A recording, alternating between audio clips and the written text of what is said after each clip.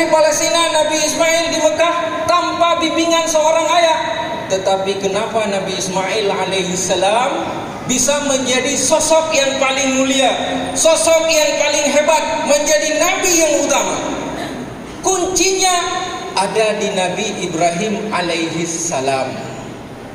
Pertama, Nabi Ibrahim alaihissalam itu mendidik anaknya dengan doa. Di banyak ayat Nabi Ibrahim selalu mengiringi peristiwa, selalu mengiringi fakta, selalu mengiringi doa, selalu mengiringi keadaan dengan doa kepada anaknya.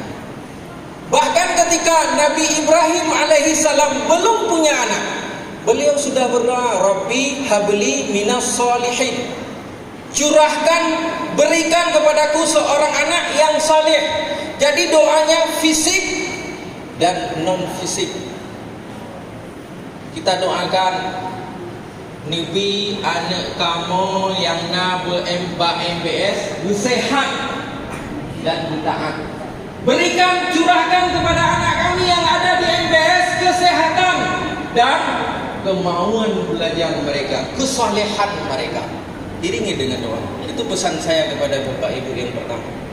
Pesan yang kedua, bahwa Nabi Ibrahim alaihissalam berhasil mendidik Nabi Ismail walaupun tidak berada dalam pangkuannya, walaupun tidak berada dalam pelukannya, dengan mengaktualisasi dirinya di dalam kesolehan.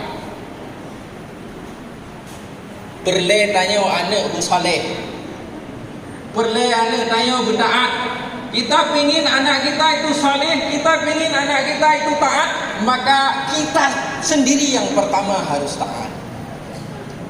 Kalau kita mengharapkan anak kita hadir di masjid di saat sholat subuh tepat waktu, maka kita yang hadir yang harus jadi lokomotif pertama penggeraknya.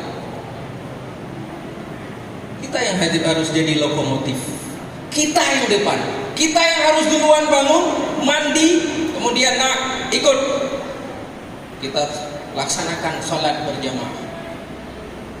Andai kata di MBS ini anak-anak sudah kami didik dengan sholat jamaahnya, tapi pas pulang ke rumah nantinya, pas balik ke kampung nantinya, tidak ada lagi bimbingan dari orang tua, tidak ada lagi arahan dari orang tua, maka apa yang mereka terima di sini itu akan hilang dengan sendirinya seiring dengan perubahan waktu.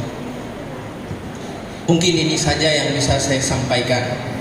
Terlalu panjang mungkin, tapi setidaknya menjadi motivasi bagi antum dan semua, dan menjadi muhasabah bagi kita selaku orang tua.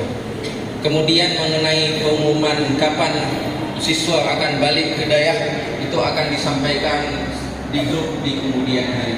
Aqulu qawli hadza wa astaghfirullah li wa lakum wa la'allakum turhamun. Assalamualaikum warahmatullahi wabarakatuh.